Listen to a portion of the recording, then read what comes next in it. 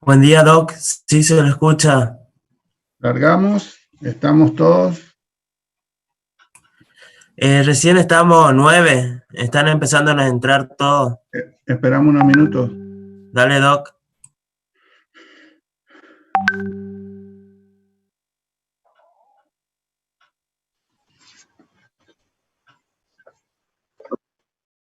¿Qué tal? Buen día.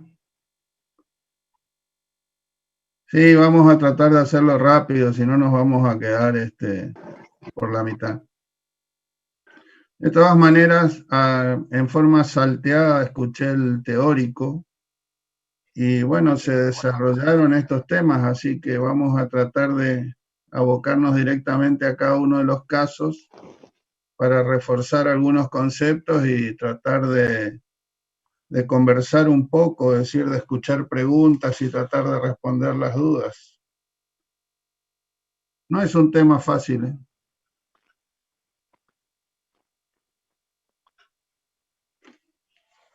Avísame cuando empiezo.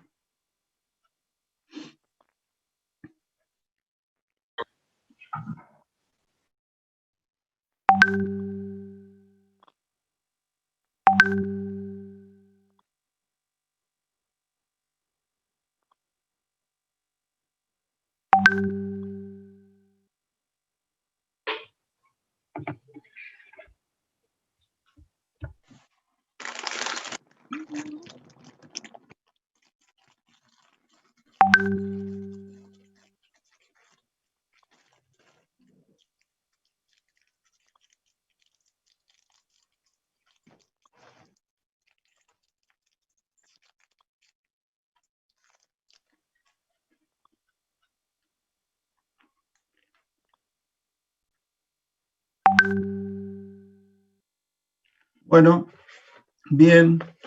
La semana pasada, cuando hablamos de inflamación y demás, habíamos dicho que la inflamación era un proceso defensivo inespecífico, inicialmente benigno, muy amplificado y altamente regulado, que se producía siempre que existiera algún tipo de injuria tisular que podía ser infecciosa, o de otras causas, mecánica, química, etcétera. Y que era una respuesta, bueno, como lo dije, inespecífica, digamos. Bueno, esa es una verdad a media y en realidad lo que vamos a ver hoy es que digamos, el proceso inflamatorio puede desencadenarse en determinadas circunstancias en las cuales no existe una injuria previa tisular y son situaciones, digamos, patológicas en enfermedades que son de hipersensibilidad o autoinmunes o autoinflamatorias. Vamos a hablar de 3 casos específicos. El primero es una glomerulonefritis postestreptocóxica. El segundo creo que es un caso de asma y después vamos a hablar de una enfermedad autoinmune que es el lupus. El primer caso, lo pueden ver ahí, es una maestra jardinera de 28 años de edad que 10 a 12 días después de contraer una faringitis pultácea nota un marcado cambio de color en la orina, que es color Coca-Cola, referida además cefalea generalizada, edema leve, Godet positivo en miembros inferiores y oliguria. Al examen físico tenía una tensión arterial de 162/94, el laboratorio arrojó orina color caoba, proteínas 2 cruces positivas, digamos, numerosos hematíes, la creatinina sérica era de 2 miligramos por ciento, los niveles del complemento total y C3 estaban bajos con nivel de C4 normal. Un test de streptocime fue realizado, fue elevado. Se realizó un diagnóstico de glomerulonefritis postestreptocóxica. Las preguntas, primero pregunto, ¿hay algún punto en especial que quieran preguntar respecto a esta descripción, algún término que desconozcan? Perfecto. De no tener ninguna pregunta, seguimos. Las preguntas que sugieren ¿tenés las preguntas del práctico, Luciano? Bueno, vamos, acá yo las tengo. ¿Cuál es la relación? Sí, ¿cuál es la relación que puede existir entre una faringitis y el desarrollo de una glomerulonefritis y descripción de la patogenia? No, la faringitis es un proceso infeccioso inflamatorio puede ser provocado por muchos gérmenes, en este caso especialmente por un estreptococo, y el proceso que se desarrolla 1 o 2 semanas después es una reacción de hipersensibilidad de tipo 3 provocada por fenómenos o digamos, por la formación de complejos inmunes. ¿Cómo ocurre esto? Bueno, ustedes imagínense el proceso infeccioso por parte del estreptococo, el reconocimiento de las células que ustedes conocen, que pueden reconocer estructuras antigénicas, la presentación de esos antígenos por estas células presentadoras de antígenos a un linfocito de los CD4.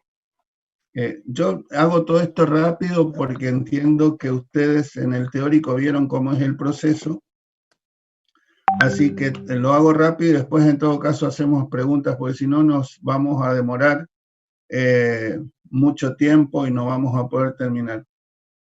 La presentación a un linfocito y la activación de células B transformadas en células plasmáticas que pueden producir una cantidad de inmunoglobulinas que van a formar con determinadas estructuras antigénicas de la bacteria complejos inmunes, es decir, de complejos antígeno-anticuerpo. Esta presentación, digamos, si no la he expresado muy bien, puede, a ver, no sé si me quieren preguntar o el proceso de la generación es suficiente con lo que dije. ¿O necesitan que desarrolle un poco más el mecanismo de la presentación, la activación celular y la generación de anticuerpos?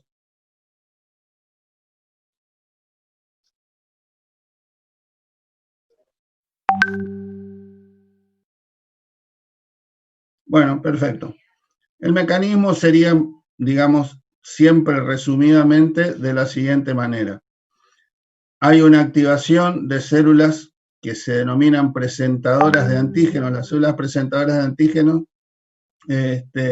son células que cumplen otras funciones, pero además tienen la capacidad digamos, de tomar contacto con alguna estructura antigénica, es decir, de considerarla extraña, pueden englobar la célula por un fenómeno de endocitosis, esa estructura antigénica, degradarla en los lisosomas, digamos, generar péptidos más pequeñitos y combinarlas con unas proteínas que producen que se llaman moléculas del complejo de histocompatibilidad, que en el caso de las células presentadoras de antígenos son moléculas de tipo 2, se llaman, porque todas las células del organismo tienen moléculas del complejo mayor de histocompatibilidad que se llaman de tipo 1 y que esas son reconocidas específicamente por los linfocitos CD8. En cambio, las células que son presentadoras de antígenos generan estas moléculas de histocompatibilidad que son de tipo 2. Esas moléculas de tipo 2 pueden ser reconocidas por células reguladoras que son los linfocitos T CD4 positivos. Estos tienen receptores específicos que solamente pueden detectar antígenos que están unidos a esas moléculas del complejo mayor de histocompatibilidad. En este caso, el mecanismo de presentación antigénica lo hace un linfocito B. El linfocito B es una célula presentadora de antígenos.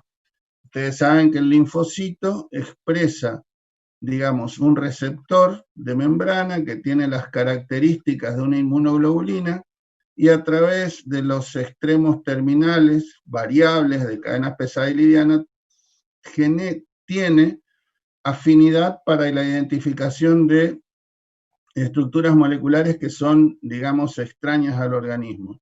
Hace ese proceso de endocitosis y después lo presenta, digamos, unido, estos péptidos unidos a las moléculas del complejo mayor de histocompatibilidad a un linfocito T, y junto con esa, junto con esa presentación y la activación de otras, se llaman otras moléculas accesorias, se produce la activación de ese linfocito B que se expande clonalmente y fabrica, estimulado por el helper, fabrica inmunoglobulinas. ¿Hasta ahí me siguen? Sí, perfecto. Perfecto. ¿Ahí se entendió?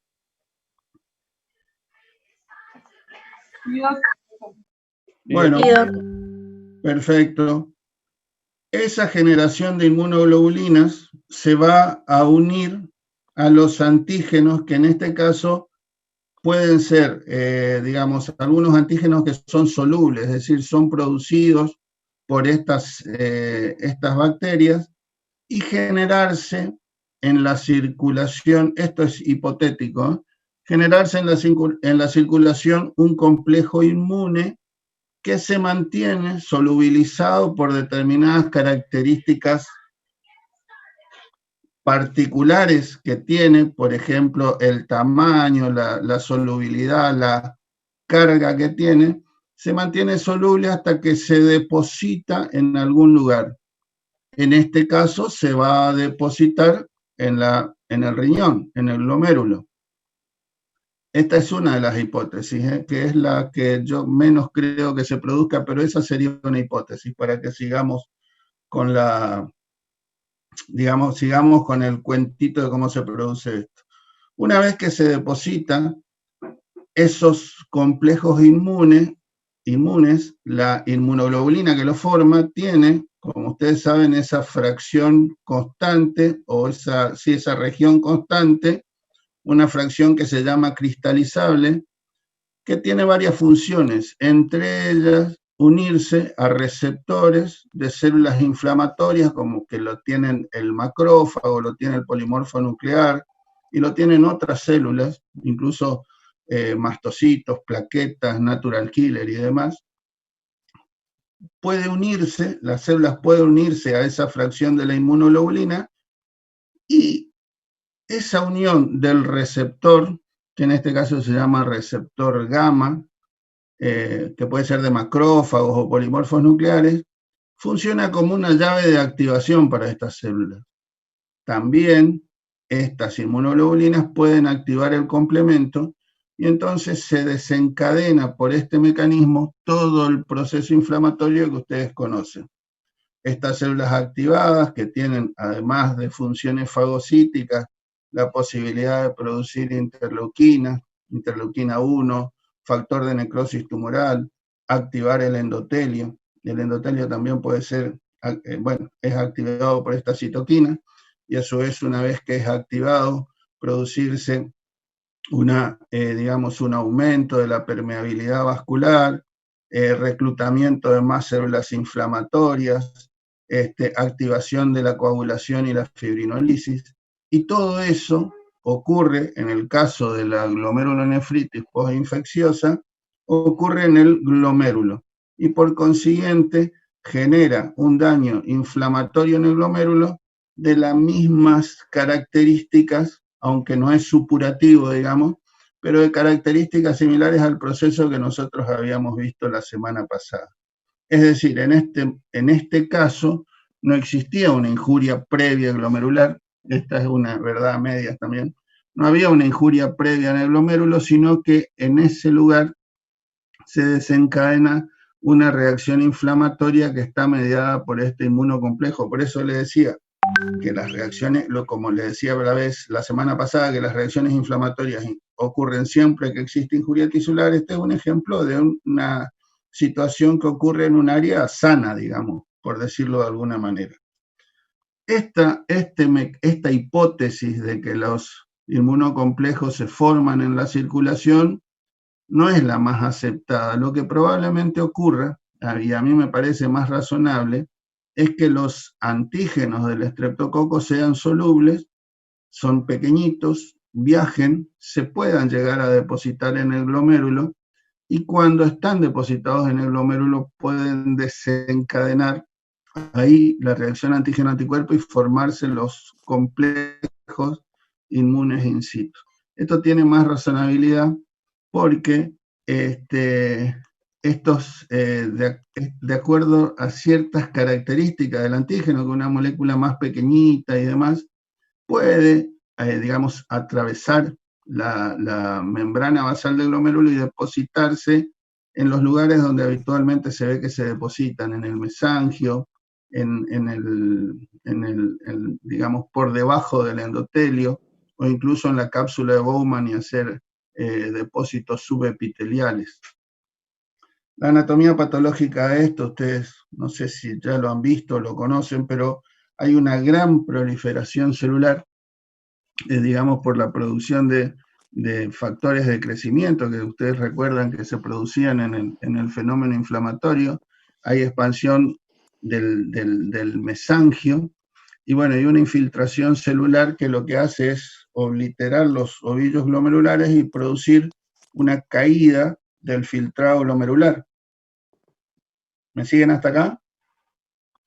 Y paramos acá porque después seguimos con otras preguntas. Es decir, ¿el mecanismo inmunológico está comprendido? Sí, doctor. Bien, entonces si yo pregunto cuál sería en esta situación, qué tipo de reacción de hipersensibilidad es esta, ustedes tienen que responder que es una reacción de hipersensibilidad de tipo 3 mediada por complejos inmunes. Esto se desarrolló en el teórico, no es la única, existen muchas otras situaciones en que complejos inmunes producen este tipo de lesión. Bueno, hay una pregunta acá que dice, en esta patología se afecta el dosaje del complemento en sangre y se observa que existe un descenso del complemento de la fracción C3 con C4 normal. ¿Hay alguien que pueda responder el por qué se produce esta situación?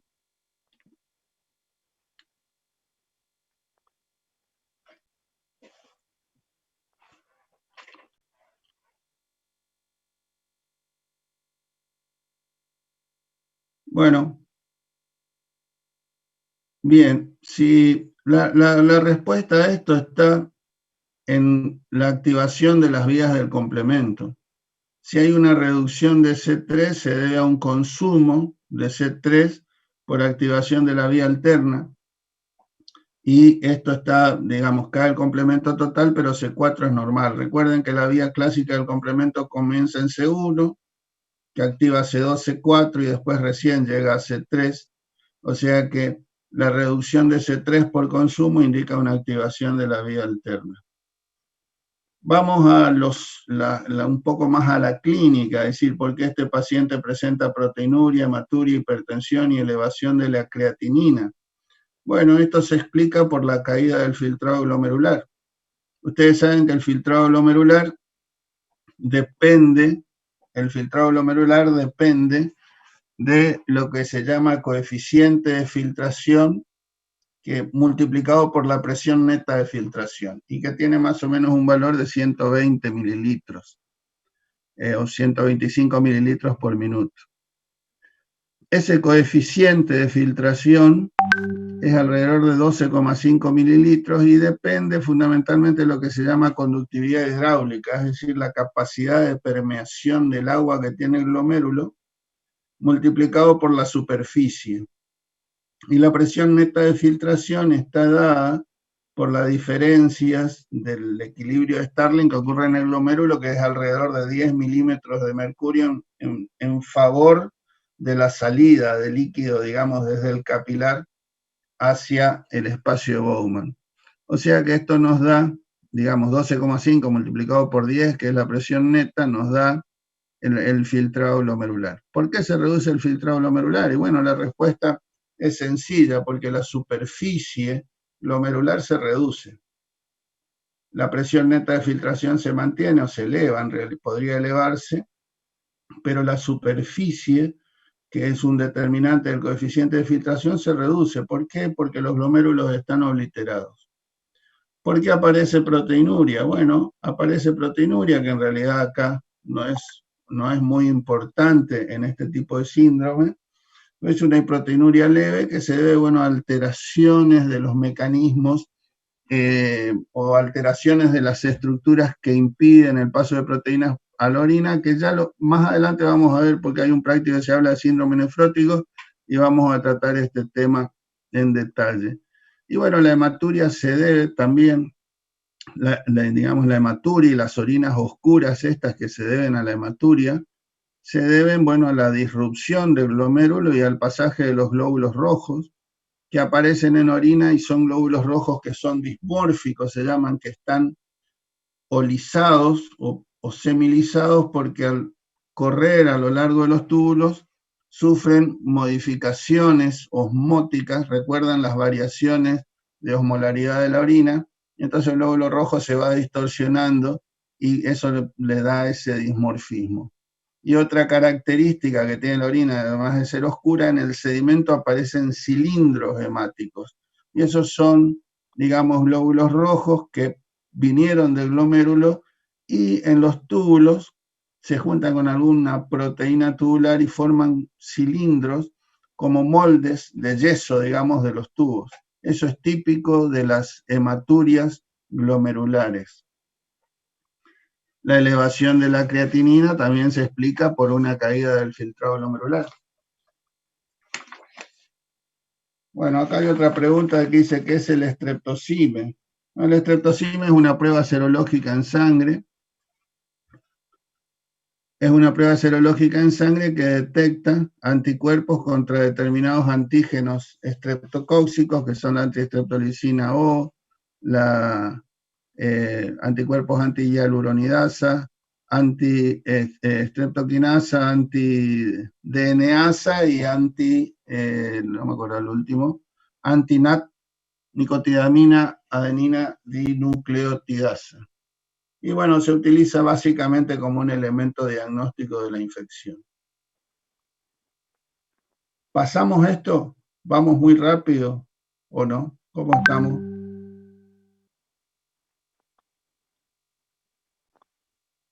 ¿Alguna pregunta? ¿Vamos bien? Perfecto. ¿Se ha entendido? Profe, en el chat un compañero pregunta por qué la orina va a ser oscura y no rojiza por la presencia de glóbulos rojos lisados.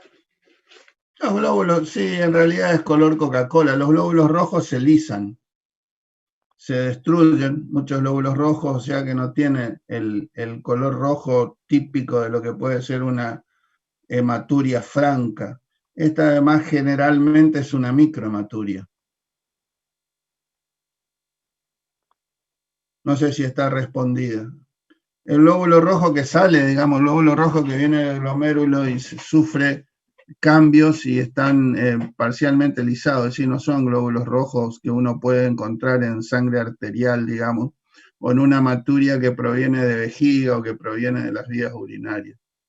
Son glóbulos rojos que están alterados, precisamente por los cambios osmóticos que sufre al pasar por los túbulos. La presión arterial elevada y bueno, y otros síntomas se deben precisamente a la expansión de volumen. Y es bueno, es una forma de hipertensión arterial con renina baja. Bueno, podríamos hablar más de esto, pero... ¿Está contestada la pregunta del color de la orina? Sí, yo creo que sí. Gracias. ¿Algo más?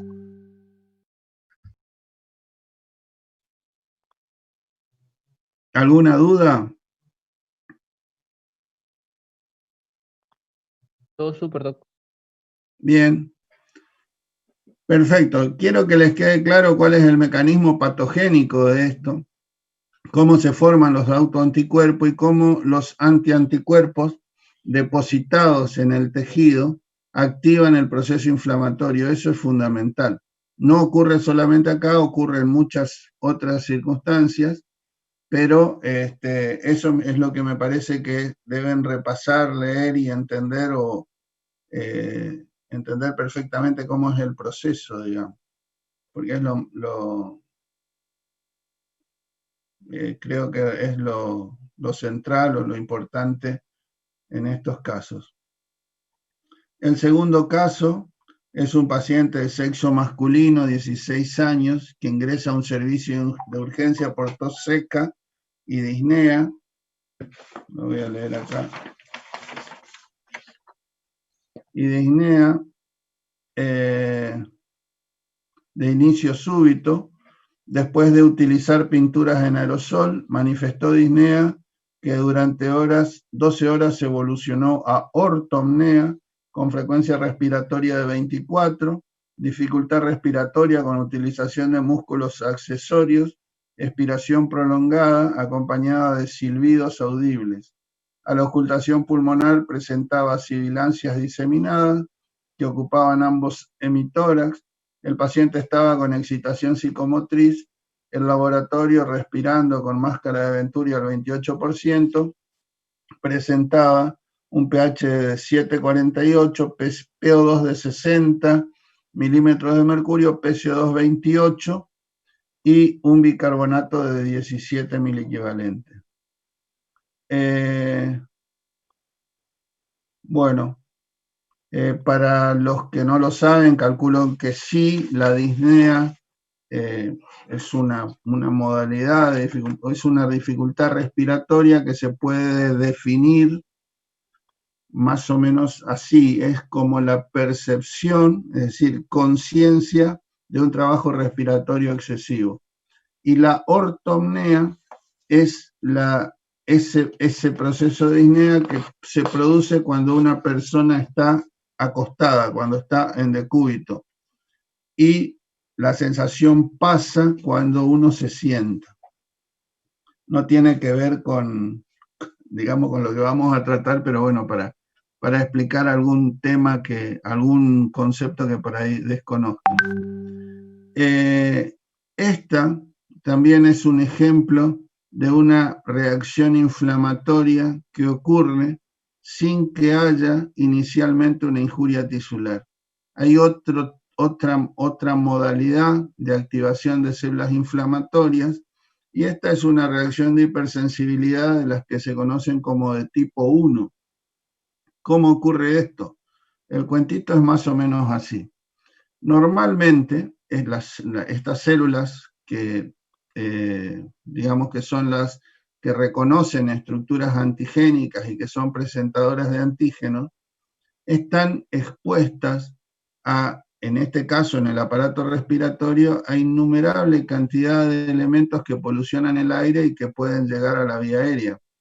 Polen, ácaros, polvo, en este caso, por ejemplo, solventes que son volátiles de una pintura y demás. Y si bien, por ejemplo, los macrófagos pueden fagocitarlos y demás, en general, no, normalmente no se activan. Es decir, no desencadenan una respuesta inflamatoria ante esas sustancias que son extrañas, pero no son estructuras antigénicas. Esos son los que se conocen como alergenos, que para la gran mayoría de las personas son sustancias absolutamente inofensivas, pero para algunas personas, por cuestiones de base genética, algún polimorfismo en los mecanismos inmunes, estas sustancias desencadenan la activación de estas células.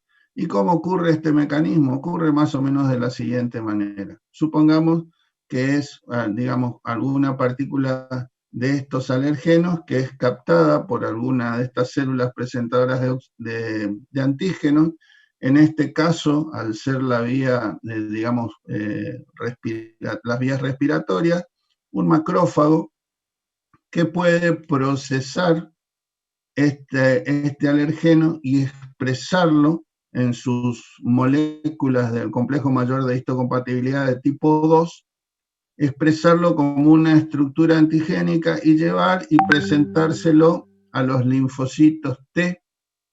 En este caso serán los CD4-TH2, que tienen la particularidad de producir determinadas citoquinas, entre ellas, no me acuerdo, pero debe ser 3, 4, 5, 13, que tienen la factibilidad o la posibilidad de estimular a células B, a linfocitos B, para la producción de inmunoglobulinas, en este caso de tipo IgE. Esa IgE en exceso producida por estas células B transformadas en células plasmáticas están en circulación y pueden unirse a receptores que están, se llaman, digamos, receptores como los que hablábamos antes para las otras inmunoglobulinas, receptores FC, en este caso se llaman epsilon, que son los que se unen a inmunoglobulina E, a la fracción FC de la inmunoglobulina E, y estos desencadenar de esta manera una respuesta inflamatoria. Estos receptores epsilon están sobre todo distribuidos en mastocitos o células cebadas, están también en eosinófilos y en basófilos. La primer célula en reaccionar ante estas inmunoglobulinas es el mastocito, y lo que hace es liberar moléculas preformadas. 4, 5, 10, sí, perfecto, puede ser, la 10 no me suena, pero puede ser, la 3 estoy seguro, 4 y 5 también, y la 3 también. Pero sí, puedo estar equivocado, tengo mala memoria para los números. El tema es así, el mastocito libera, al unirse, al activarse por la unión a la inmunoglobulina E, libera histamina, libera otras sustancias que tiene preformada, que son sustancias que tienen actividad proteolítica, y a su vez también va a sintetizar una cantidad de citoquinas, interleuquinas, factor de necrosis tumoral, va a producir radicales libres, va a producir óxido nítrico, va a producir no me sale, prostaglandinas, que van a activar el endotelio, van a reclutar otras células inflamatorias, sobre todo polimorfos nucleares y macrófagos, y van a reclutar, digamos, en un segundo golpe, van a reclutar a los eosinófilos, que a su vez, sí, van a reclutar eosinófilos que se van a activar y van a liberar, bueno, otras citoquinas, y van a liberar además ciertas proteínas que son proteasas específicas que tiene el eosinófilo y el basófilo, y van a desencadenar toda esta respuesta inflamatoria, en este caso en las vías aéreas. ¿Qué condiciona esto? Bueno, lo que ustedes ya saben, aumento de la permeabilidad vascular, edema, en este caso, en el caso particular de asma, una de las cosas que producen estos mediadores es la contracción del músculo liso, y todo eso va a llevar a una reducción de la luz de los bronquios que se va a manifestar con esta clínica. Hay una, digamos, la disnea o la sensación de un trabajo respiratorio desmedido se debe precisamente a la obstrucción de las vías aéreas provocado por este mecanismo inflamatorio. Bueno, todo este cuentito que yo les hice para explicar el camino que sigue o el desencadenamiento de esta reacción, digamos, sería el camino o la patogenia que se produce en un primer contacto con el alergeno. Es decir, contactos posteriores con alergenos ya no requieren el mecanismo de presentación antigénica y demás, la célula B puede producir grandes cantidades de IgE, incluso sin ser estimulada por el linfocito TCD4, o sea que esta reacción inflamatoria después se puede desencadenar siempre que se tome contacto con el alergeno. Este es el mecanismo de producción tanto del asma, las rinitis alérgicas, las alergias de piel o alergias en el tubo digestivo, o por ejemplo el shock anafiláctico, y se debe básicamente a la distribución en las mucosas, en los epitelios de los mastocitos y en la vasculatura. Por eso en el lugar en el cual se activa el mastocito, que es el elemento central de esto, se produce todo este fenómeno. Bueno, entre las preguntas, ¿por qué la manipulación de la pintura en aerosol desencadena la crisis? Bueno, por lo que le decía, probablemente son componentes que actúen como alergenos y producen esta reacción que, les repito, es anormal, no es una reacción normal. La mayoría de las personas no reaccionan a estos alergenos, digamos, independientemente de tener contacto y de que un macrófago pueda englobar el alergeno y demás, no desencadena el proceso de presentación antigénica y por ese motivo no se desencadena la respuesta inflamatoria. Es decir, en estos casos puede existir algún tipo de polimorfismo genético que pueda tener que ver ya sea con la presentación antigénica o que pueda tener que ver con alguna particularidad o sensibilidad especial de los macrófagos u otros presentadores antigénicos para generar la respuesta.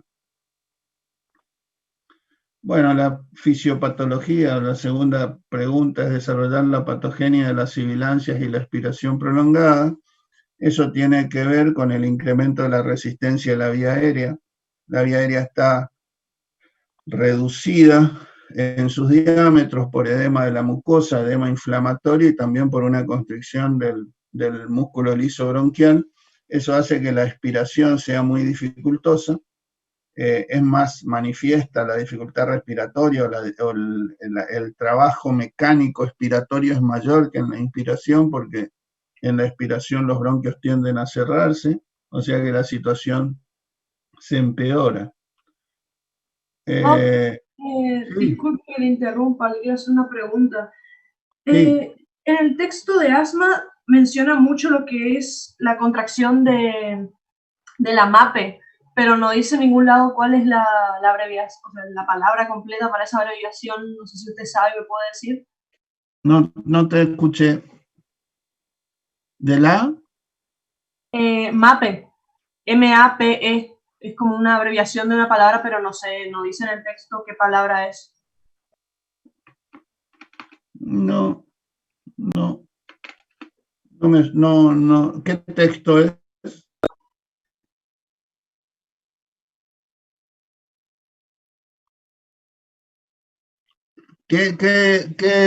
A ver, ¿cómo sería la frase o la...? Vos me decías que hace referencia a la contracción. Sí, yo leí de uno de los textos traducidos que habían mandado en inglés en los drives y mencionaba mucho justamente que, por ejemplo, estos estudios sugieren que incluso las vías respiratorias grandes pueden cerrarse con la contracción de la MAPE. Yo creo que se refiere a la contracción del músculo liso, pero no estaba segura. Sí, no se me ocurre otra cosa, pero MAPE no. Bueno, de todas maneras, sí es cierto, es decir, hay contracción. Una pregunta habitual suele ser pregunta de parciales y demás, ¿cuál es el efecto digamos, de estos mediadores en el músculo liso? Y el efecto es el de contracción del músculo liso. En general tienden a confundirse porque piensan en el músculo liso vascular y que como hay, digamos, aumento de la permeabilidad y demás, pero bueno, la contracción del músculo liso es producida por...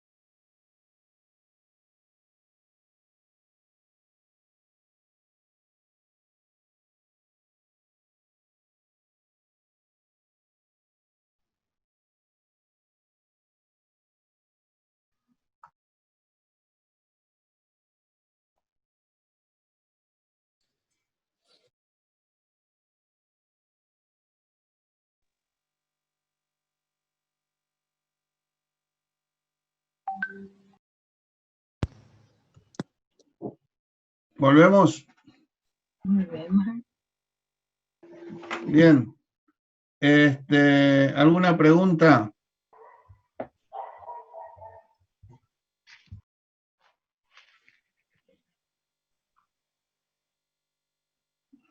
¿No hay ninguna pregunta? Bueno, estas son las distintas reacciones de hipersensibilidad. Fíjense acá dentro de las reacciones de tipo 1 es donde se encuentra el asma. Y hay todo un detalle. Esto sería bueno que lo repasen y lo aprendan, porque suele ser una pregunta habitual de los exámenes. Dentro de qué grupo de reacción de hipersensibilidad se encuentran cada una de determinadas patologías. Siempre sepan que en las reacciones de hipersensibilidad de tipo 1 son todas las mediadas por IgE y que tienen una respuesta, sobre todo en la activación de mastocitos o células cebadas, que intervienen siempre los eosinófilos y son todos los tipos de reacciones alérgicas. Las reacciones de hipersensibilidad de tipo 2 se debe a la generación de anticuerpos que actúan sobre determinadas estructuras antigénicas que están o en las membranas celulares o en estructuras, digamos, del espacio extracelular. Por ejemplo, las anemias hemolíticas, que ocurren porque determinados anticuerpos se unen a estructuras antigénicas que por ahí son expresadas por los glóbulos rojos, ¿sí?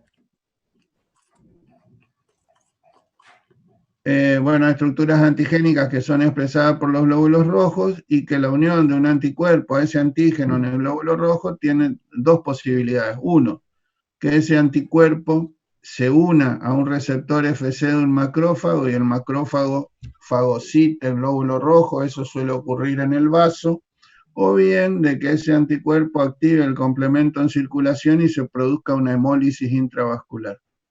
¿Por qué un glóbulo rojo expresa una estructura antigénica? Y bueno, en determinadas circunstancias todavía no hemos visto, pero estos pueden ser autoanticuerpos, o puede ser alguna transformación en la membrana del glóbulo rojo que puede ocurrir, por ejemplo, con determinados medicamentos. A veces al tomar un medicamento produce una alteración en la membrana, algún cambio en alguna estructura de fosfolípidos o demás, que hacen que no sean reconocidos como propios y sean atacados por anticuerpos. Esto ocurre, por ejemplo, en anemias hemolíticas, ocurre en trombocitopenias que son inmunomediadas. Por ejemplo, acá mencionan la púrpura trombocitopénica, idiopática. El pénfigo, la leucopenia ocurre lo mismo, son anticuerpos a veces contra los glóbulos blancos o contra los linfocitos en enfermedades autoinmunes. El pénfigo es una enfermedad ampollar donde la epidermis se une muy débilmente a la dermis y entonces o espontáneamente ante traumatismos mínimos se despliega la epidermis y forma ampollas, es una enfermedad ampollar y se debe a la presencia de anticuerpos contra una proteína de unión que tienen los queratinocitos. Ahora no me acuerdo el nombre de la proteína.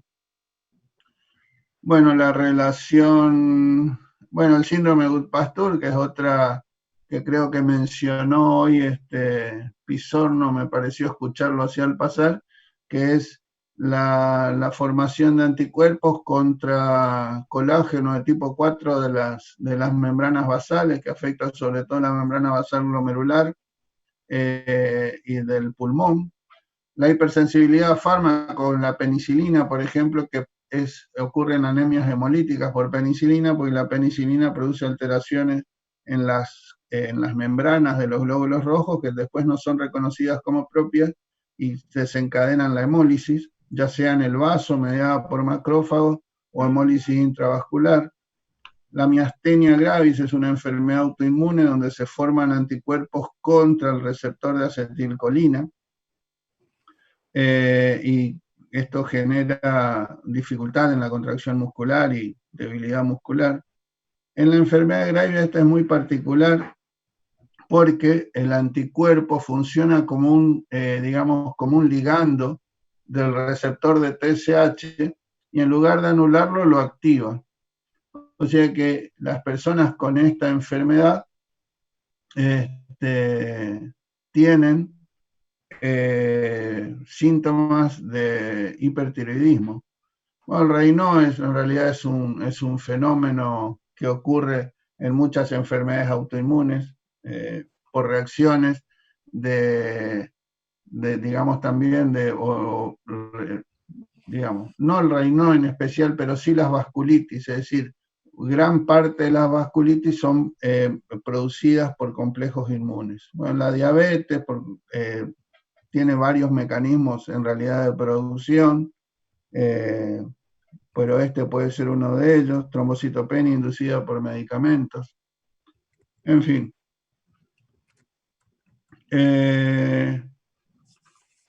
Sí, sí. ¿Tipo 3 tenés? ¿No está? Bueno, las de tipo 3 son las que mencionamos, es decir, producidas por complejos inmunes. Sí, producida por complejos inmunes. Bueno, acá hay una serie de patologías. Algunos vimos como la glomerulonefritis postestreptocócica, que entra dentro de la glomerulonefritis aguda. Estas son otras formas de glomerulonefritis. Esta tengo mis dudas, la aspergiliosis. La crioglobulinemia sí, pero son entidades clínicas. A ver, estoy mirando y en realidad creo que los voy a... las crioglobulinemias no son en realidad una enfermedad en sí, sino que se forman inmunocomplejos que tienen la capacidad o precipitan por frío, por eso se llaman crioglobulinemias. Se llaman crioglobulinemias y se asocian a otras patologías que son productoras de grandes cantidades de antígenos, como por ejemplo la hepatitis B, la hepatitis C y demás que pueden producir crioglobulinemia. Esto lo habrá explicado Pisorno, bueno, lo explicamos cuando hablamos de glomerulonefritis. Esto es importante y que yo les comentaba hoy, ¿por qué motivo, digamos, llegan los antígenos a determinados lugares y por qué se desencadenan las reacciones por complejos inmunes en determinados lugares? Y esto tiene que ver con las características físico-químicas, con la carga, es decir, la capacidad de atravesar membranas, de estar solubles en plasma. Si son muy grandes, precipitan rápidamente, no se solubilizan, son rápidamente englobados por macrófagos. En cambio, los que son pequeñitos y pueden llegar a distintos lugares, por ejemplo, pueden llegar al riñón y dentro del riñón puede ubicarse en distintos lugares, de acuerdo a su tamaño, por ejemplo. Acá está lo que estoy diciendo. Esto hizo Luciano, por eso es que no conozco esto, lo estoy leyendo en el momento que hablo y por eso estoy... Bueno, las reacciones de hipersensibilidad de tipo 4 son todas aquellas que son mediadas por células. El prototipo de la reacción de hipersensibilidad de tipo 4 es, por ejemplo, la prueba de tuberculina. Es decir, se inyecta un antígeno en la dermis. Esto es reconocido por unas células específicas, y se llaman células de Langerhans, que se activan al tomar contacto con este antígeno, llevan este antígeno a presentárselo a un colaborador, a un helper, en este caso el TH1, que produce grandes cantidades de interferón y factor de necrosis tumoral, que son quimiotácticos para los macrófagos, y entonces se activa el macrófago en ese lugar y se desencadena toda la reacción inflamatoria. Entonces ese es el prototipo, que son las de inmunidad retardada o de tipo celular. Vamos a seguir. Dale. Con el 3, perfecto. Este caso es una mujer de 17 años que consulta por presentar desde hace varios meses fotosensibilidad, lesiones eritematopapulosa en los dedos de las manos, acrocianosis y fenómeno de Raynaud en ambas manos, con la exposición al frío. Aftas, bucales recidivantes, sensación de fatiga y malestar. No refiere fiebre, tos ni disuria. Tiene hábito intestinal normal, al examen físico tiene una altura de 1,72, peso 64,400, frecuencia cardíaca de 97, tensión arterial de 110/60, buen estado general, palidez cutánea, ras malar en alas de mariposa, lesiones eritematosas de aspecto vasculítico en dedos de manos, de ambas manos y acrocianosis. El laboratorio tiene una eritrosedimentación en la primera hora de 85, la creatinina es de 0,70, la fracción C3 del complemento es 62, C4, 8. Los anticuerpos antinucleares ANA tienen patrón homogéneo y moteado, 1 en 640, anti-DNA por ELISA positivo, anti-ribonucleoproteína por ELISA positivo, anti-SM, anti-RO negativos. Bueno, esta enfermedad es una enfermedad o es un prototipo de enfermedad autoinmune. Seguramente van a haber varios casos a lo largo de su vida. Y esta se produce, más que centrarme en el práctico, voy a tratar de hacerle un cuentito para tratar de explicarle cómo se produce el fenómeno de autoinmunidad para que cuando lo estudien puedan entenderlo. Esto básicamente ocurre porque existe una pérdida de lo que se llama tolerancia inmunológica. Nosotros venimos hablando de todos los mecanismos defensivos, de la inmunidad innata y la inmunidad adquirida, y una de las características que tiene, que no la hemos mencionado, pero que resulta obvio a través de lo que venimos hablando, es cierta tolerancia para estructuras antigénicas que son propias, es decir, nosotros estamos, digamos, de alguna manera preservadas, nuestras células están preservadas por nuestra inmunidad para no ser atacadas. Existen distintos mecanismos para esto, pero en algún momento esa tolerancia que tienen nuestros sistemas defensivos se pierden y los componentes normales de nuestro organismo se vuelven antigénicos para estas células. ¿Por qué se pierde por qué ocurre esta pérdida de esta tolerancia? Y en realidad hay muchas hipótesis, pero digamos, saberse con certeza no se sabe. Todo el proceso de la respuesta inmune puede estar alterado, puede tener estas alteraciones, pueden tener una base genética e ir, digamos, en cada una de las etapas, digamos, del proceso inmunológico. Por ejemplo, digamos, ustedes saben que nuestros linfocitos T y B pasan por un periodo de selección que es extremadamente riguroso. Los linfocitos T en el timo y los linfocitos B en la médula ósea, que hace que cuando estos sean muy reactivos o poco reactivos, se les produzca apoptosis, es decir, de alguna manera en el timo y en la médula ósea los linfocitos pasan por una selección extremadamente rigurosa. Del total de linfocitos que llegan al timo, por ejemplo, que van a terminar transformándose en linfocitos T, sale alrededor del 1% nada más. El resto se perdió en el timo porque o eran anérgicos, es decir, que no respondían a los estímulos de ciertos antígenos, o eran extremadamente agresivos y respondían o se activaban a través de la exposición a antígenos normales. Y otro tanto ocurre con las células B. Este proceso de selección por ahí puede fallar e incluso algunos, en condiciones normales, algunos linfocitos que son hiperreactivos pasan, digamos, a los lugares de residencia, y todos podemos tener alguna cantidad de linfocitos que sean hiperreactivos y que puedan de alguna manera activarse ante la exposición a antígenos propios, a estructuras propias del organismo. Sin embargo, aún así, no se desencadenan respuestas autoinmunes.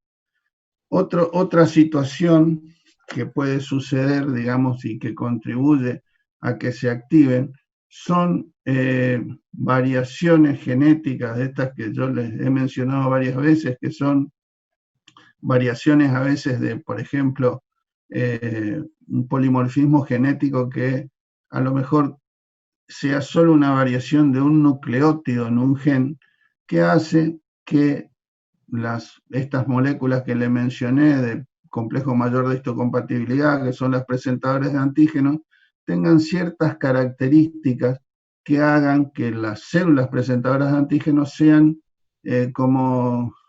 muy chismosas, digamos, que ante cualquier estructura antigénica que se encuentre vayan y expresen este antígeno a las células reguladoras para activarlo. Esto, digamos, pareciera ser así porque ciertos tipos de moléculas del complejo mayor de histocompatibilidad se relacionan con el desarrollo de estas enfermedades autoinmunes. ¿Hasta acá me siguen? ¿Ya no quedó nadie? Sí, Sí, Doc. Doc. Acá estamos. Bueno, Sí, Doc. ¿me siguen? Sí, Doc. Sí, Doc. Bueno, o sea que puede haber fallas en la selección de linfocitos que permitan que linfocitos hiperreactivos lleguen y permanezcan con nosotros. Puede haber un problema en estas células presentadoras de antígenos relacionadas con particularidades de las moléculas del complejo mayor de histocompatibilidad. Puede haber otros procesos como, por ejemplo, yo les menciono algunos que están mencionados porque en realidad nadie sabe cómo sucede esto. Puede haber, por ejemplo, ustedes saben que cuando digamos, la célula presentadora de antígenos se une al linfocito, necesitan, digamos, activar el receptor del linfocito, tanto el T como el B, utilizar moléculas accesorias, y entonces el linfocito genera a través de la activación de ese receptor una serie de señales subcelulares que son activación o fosforilación de proteínas quinasas para después llegar a estimular, digamos, factores transcriptores que van a ir al núcleo y van a estimular digamos, van a generar el RNA mensajero que va a provocar, va a ser inmunoglobulinas, citoquinas y demás. Bueno, esos mecanismos también pueden estar alterados y los linfocitos ser muy reactivos por eso. Es decir, ese sistema de proteínas quinasas expresadas en más y entonces se activan mucho, digamos, son muy activos estos linfocitos y generan fenómenos autoinmunes. O bien la inversa también. Ustedes saben que siempre que el linfocito se activa simultáneamente un mecanismo por el cual el linfocito T, el CD4, activa la apoptosis de muchos linfocitos al activarlos. Eso lo saben.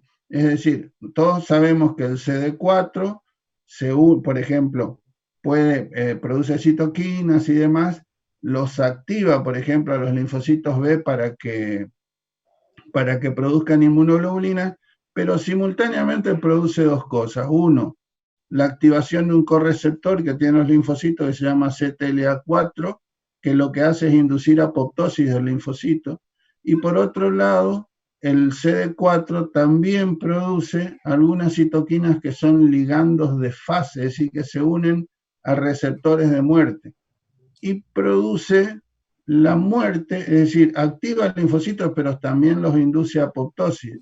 Esto es porque para regular la respuesta inmune, para que la respuesta inmune no sea desmedida. Bueno, estos mecanismos también están alterados y el linfocito CD4 o los linfocitos que al activarse, digamos, no entran en apoptosis, o sea que pueden generar estos fenómenos autoinmunes. Y después, bueno, otras cosas relacionadas con la sobrevida de los linfocitos, como que expresan más proteínas antiapoptóticas que proapoptóticas y demás, y todo esto genera la posibilidad de que estos linfocitos autorreactivos que pasaron todo el filtro de selección lleguen y tengan capacidad, al ser activados, de generar respuestas que normalmente son frenadas en el momento de la activación. Hay alguien que no está muteado y ¿Me escuchan? Sí, Doc. Sí, Doc. Bueno, un mecanismo que intenta unificar todos estos conceptos es que las personas con enfermedades autoinmunes y en el lupus, por ejemplo, tienen ciertos déficits de algunos elementos que son opsonizantes. Las opsoninas, ustedes saben que lo que hacen es facilitar la fagocitosis por la célula fagocítica. Bueno, se piensa que en el lupus, déficit de determinadas fracciones del complemento, déficit de proteína C, que hablábamos el otro día, déficit de un receptor de reconocimiento de patrón, que es la lectina unionaminosa, que es un opsonizante, hacen que cuando ocurre apoptosis celular de cualquier célula, los cuerpos apoptóticos no sean rápidamente eliminados.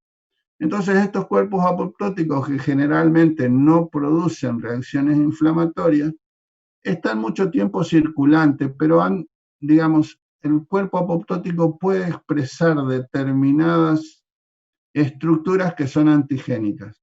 Entre ellas tienen contenido de ácidos nucleicos, y estos ácidos nucleicos, que es ADN que se fragmentó por todo el mecanismo de apoptosis, puede ser una estructura antigénica.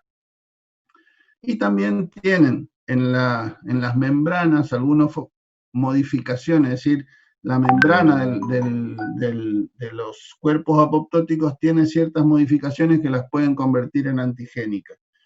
Esto hace que, sumado a todo lo otro que le mencioné, esta dificultad de eliminar cuerpos apoptóticos puede hacer que en determinadas personas con toda esta carga, toda esta base genética, puedan tener células que generen autoanticuerpos que están, digamos, estimulados por esos cuerpos apoptóticos que no se eliminan.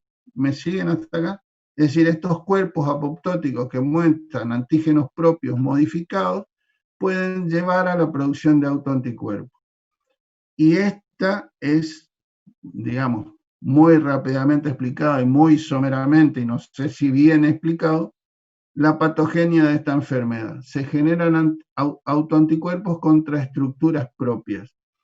Y esas estructuras fundamentalmente son proteínas relacionadas con ácidos nucleicos, por ejemplo, el anticuerpo prototípico del lupus es el anticuerpo contra el DNA de doble cadena. No significa en la patogenia de la enfermedad que el anticuerpo va a atacar el ADN y eso produce una alteración del ADN y que por eso la célula se muere y produce todo esto. No. En realidad, la generación de estos autoanticuerpos generan una cantidad grande de complejos inmunes. Este es el prototipo de una enfermedad por complejos inmunes, y estos complejos inmunes van a digamos, ocurrir en todo el organismo, pueden ocurrir, en todos lados, pero pueden ocurrir en el riñón, pueden ocurrir ocurren en lesiones en piel, puede afectarse el sistema nervioso y demás. Así como habíamos mencionado en la glomerulonefritis postestreptocócica, y habíamos explicado por qué se desencadenaba la reacción inflamatoria ahí en el glomérulo a partir de un antígeno que realmente era un antígeno, es decir, provenía de una bacteria. Acá el proceso es similar, pero se produce por digamos, estructuras antigénicas que son propias. Todos esos que ustedes ven ahí, anti-RNP, anti-RO, anti-SM y demás, son anticuerpos que están dirigidos a estructuras nucleares e incluso algunas citoplasmáticas. Incluso en el lupus se generan también reacciones de hipersensibilidad de tipo 2 por autoanticuerpos que pueden atacar, por ejemplo, la membrana del eritrocito y producir anemia hemolítica, pueden atacar las plaquetas y producir trombocitopenia, pueden atacar los leucocitos y producir leucopenia o linfopenia, y todos estos son criterios de esta enfermedad. Una de las, otros anticuerpos pueden atacar, por ejemplo, células nerviosas y producir las manifestaciones típicas de convulsiones o psicosis que tiene esta enfermedad. Y una de ellas, que en algún momento la vamos a tratar con más detenimiento, es la producción de anticuerpos que se llaman antifosfolipídicos, que son anticuerpos que están dirigidos a fosfolípidos o determinadas proteínas que tienen una fuerte afinidad por fosfolípidos y que tienen la característica de producir un síndrome que se llama síndrome de anticuerpos fosfolípidos, que no está solo relacionado con el lupus, sino que puede aparecer no en relación con el lupus, y que característicamente se identifica en el laboratorio, además de por la presencia de anticuerpos antifosfolipídicos, y un grupo son, se llama anticuerpo antifosfolípido, anticardiolipina, anticoagulante lúpico, o una glicoproteína que se llama anti-beta 2 glicoproteína 1. Esto tiene la particularidad de que interfieren con los estudios de coagulación y prolongan el KPTT, que es una prueba que estudia el mecanismo intrínseco de la coagulación, pero, digamos, hay un KPTT prolongado, como si hubiese una dificultad de la coagulación, pero que en condiciones in vivo lo que produce son eventos trombóticos, es decir, producen fenómenos trombóticos arteriales y venosos, y esa es la característica de este síndrome de anticuerpos antifosfolipídicos. No sé si pude explicarle claramente, creo que no, pero creo que les di más o menos una base como para que puedan leer sobre el tema y comprenderlo un poquito mejor. Pues es un tema complejo, no es de fácil interpretación, y muchas de las cosas que les he dicho no pasan de ser una hipótesis. No se conoce exactamente el porqué de estos mecanismos de autoinmunidad. Creo que ahí podemos tratar de responder algunas preguntas, pero tienen más que ver con cuestiones clínicas que me parece que, de acuerdo al tiempo que nos queda, me parece que, o prefiero yo responder algunas preguntas que contestar estas del práctico. Esto puede estar en cualquier texto. ¿Alguna pregunta? Doc, Sí. en el lupus entonces puede haber reacciones de hipersensibilidad tanto de tipo 3 como de tipo 2. Sí, sí, sí. Ah, ok. Sí, Gracias. ambas. El prototipo del lupus son la producción de complejos inmunes, pero también se producen anticuerpos que están dirigidos contra estructuras de la membrana, que son los de tipo 2, por ejemplo, anemia hemolítica que se produce en el lupus, o contra, por ejemplo, hay algunos que incluso receptores en el sistema nervioso central, hay anticuerpos antirreceptores o que digamos, contra ciertas estructuras de las membranas de las células de las neuronas, que son de tipo 2. En la piel también se pueden producir reacciones de tipo 2, pero también se encuentran complejos inmunes en piel y también complejos inmunes en el cerebro. Hay muchos mecanismos de lesión, tiene el lupus, realmente tiene muchos mecanismos de lesión. Por ejemplo, ¿sí? No, les estaba por decir que, por ejemplo, algunas cuestiones están perfectamente definidas. Por ejemplo, esto tiene que ver con la patogenicidad que tienen los autoanticuerpos, porque como yo les decía, Por ejemplo, algunos anticuerpos que son inespecíficos, que son los anticuerpos antinucleares, están positivos en el lupus, pero siempre a lo mejor se mantienen estáticos, se mantienen en un valor permanente, digamos, sirven para el diagnóstico. En cambio, otros autoanticuerpos sí tienen acción patógena. Digamos, no es el mecanismo que el anticuerpo hace tal cosa. Por ejemplo, el anti-ADN, cuando está elevado, se asocia con la presencia, o cuando se eleva, ¿no? El lupus evoluciona por brotes. Entonces, por ejemplo, cuando uno observa que el ADN se comienza a elevar, tiene que pensar en la posibilidad de que se desarrolle una glomerulonefritis, porque el ADN genera complejos inmunes que terminan en una glomerulonefritis. Otro, por ejemplo, el anti-ROI y el anti-LA son también autoanticuerpos contra estructuras nucleares, contra ribonucleoproteínas, que, por ejemplo, cuando están presentes en la embarazada, hay que tener mucho cuidado, siempre hay que pedirlo en las mujeres lúpicas con embarazo, porque estos anticuerpos, por ejemplo, atacan y afectan y desencadenan una reacción inflamatoria, como todos, en las vías de conducción del corazón y producen bloqueos en el feto, producen bloqueos de conducción cardíaca. Si los mecanismos son múltiples. Le iba a comentar otra cosa, pero bueno, no, escucho las preguntas.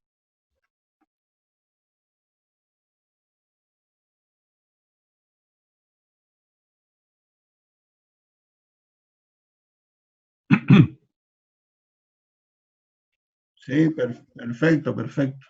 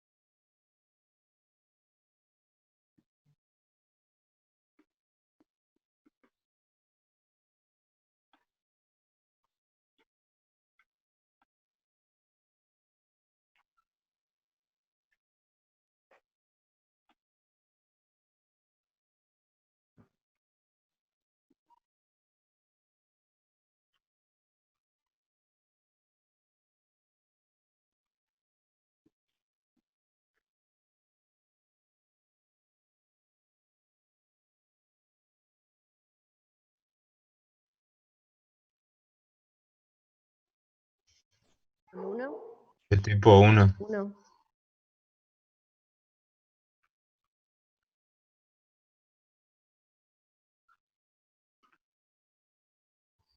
E.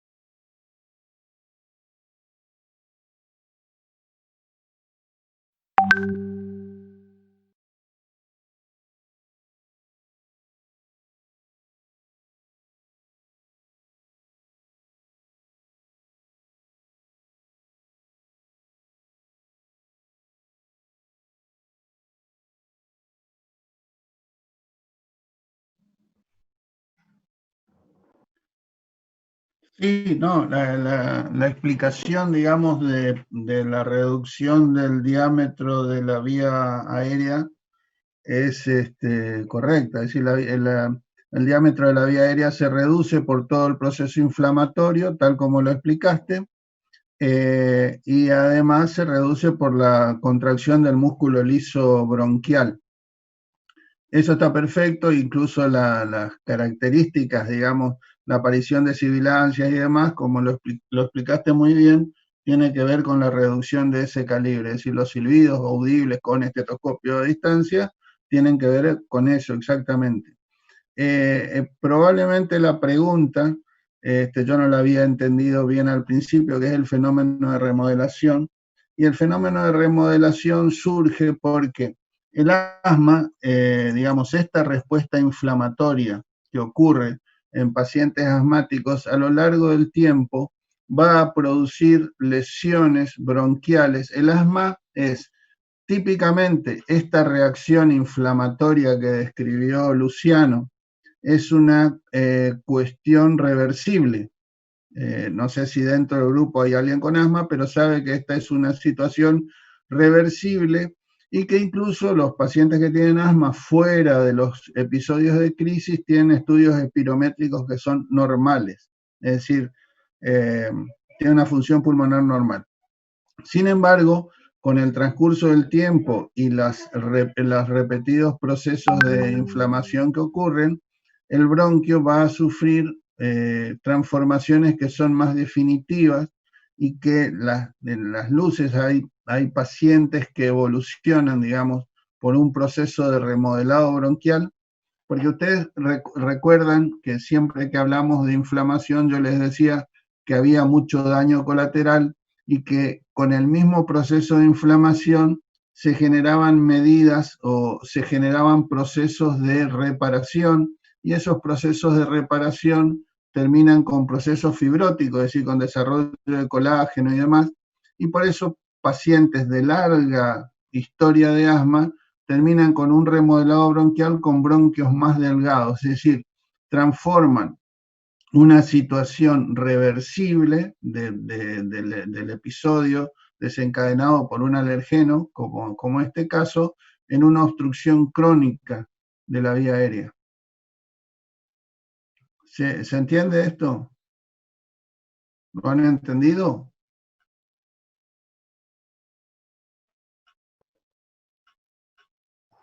Sí, Doc. ¿Sí? Perfecto. Hay Doc. ese remodelado, digamos, no ocurre siempre, digamos, requiere repetidos procesos de inflamación para generar ese remodelado. No vamos a hablar seguramente de remodelado bronquial, sí vamos